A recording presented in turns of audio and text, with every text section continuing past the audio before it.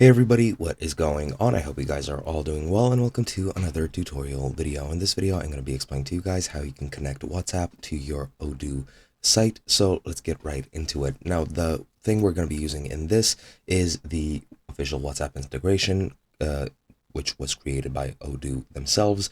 So it's going to be relatively easy. Now, once you're in your database or in your dashboard like this, you're going to go into the apps section.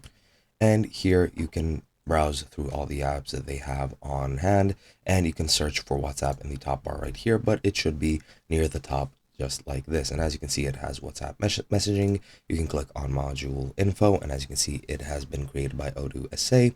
So you can easily just click install, and as you can see, it requires me to modify my pricing plan. However, you can test the feature during a 15 days period, but this is only for the enterprise version of Odoo as far as I'm aware. So I'm just going to confirm this, and I'm going to uninstall it after this is done.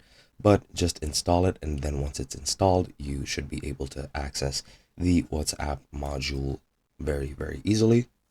And as you can see, currently it is now on my dashboard, so just click on that.